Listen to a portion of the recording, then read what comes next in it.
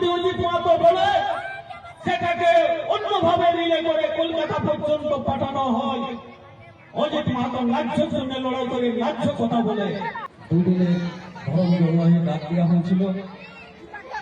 সেই ধর্ম জড়োয়াহি আমাদের মাননীয় সম্মানীয় সভাপতি মহাশয়, মঞ্চে আছেন আমাদের আদিবাসী আন্দোলনের প্রতি, আদিবাসী কর্মী সমাজ জনজাতি আন্দোলনের পুরোধা, মানভূম মাটির লড়াকু সন্তান, যে 21 বছর বয়সে সমাজ আন্দোলনের মধ্যে দিয়ে প্রথম জেল খেটেছিল, সেই আমাদের সম্মানীয় সকলে দাদা অজিত প্রসাদ মাহাতো।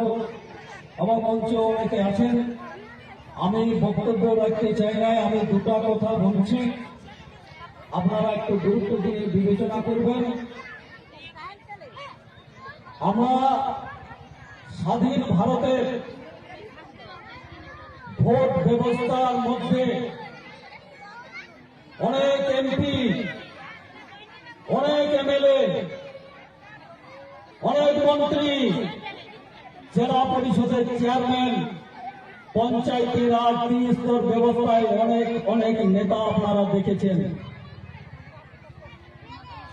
আমি বলতে চাই, যারা 15 বছরের শাসক, 35 বছরের শাসক ছিলেন,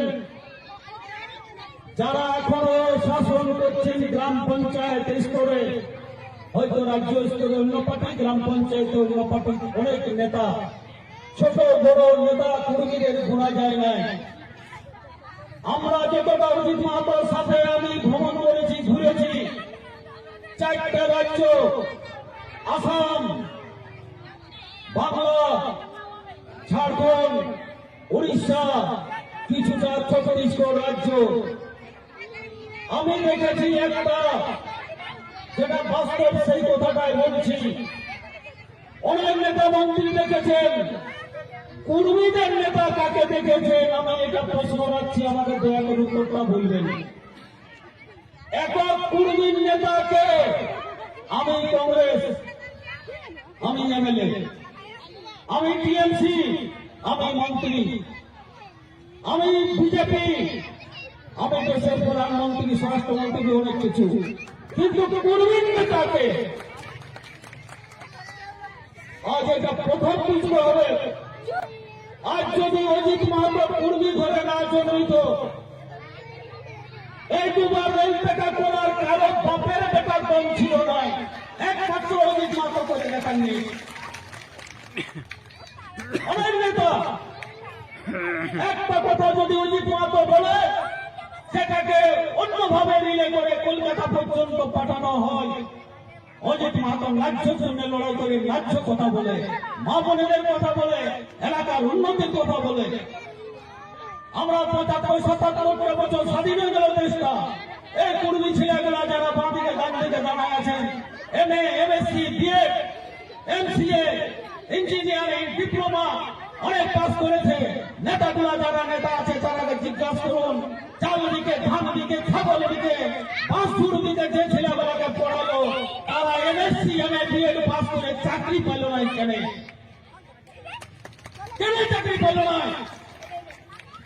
আজ প্রশ্নটার বিচার হবে ফুলুলির ডাঙ্গায়।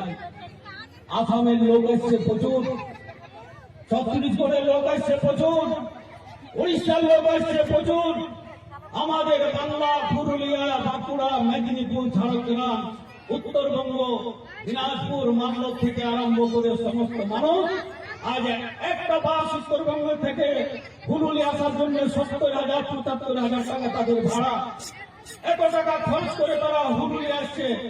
আমি নিবেদন করছি, করজোড়ে প্রার্থনা করছি, পায়ে পড়ে ক্ষমা চাইছি, আপনারা অজিত মাহাতো যে ডাকটা দিয়েছে হুগলির টানে, এইটাকে সর্বতভাবে সর্বাঙ্গীন ভাবে সফল করার জন্য মুরগুমার থেকে হাজারে হাজারে মানুষ, পুরুলিয়ার থেকে হাজারে হাজারে মানুষ যাবেন অজিত মাহাতো লড়াইয়ের প্রতীক। আর বেশি কিছু না বলে আমার কথা শেষ করছি। জয় জওয়ান, জয় জওয়ান।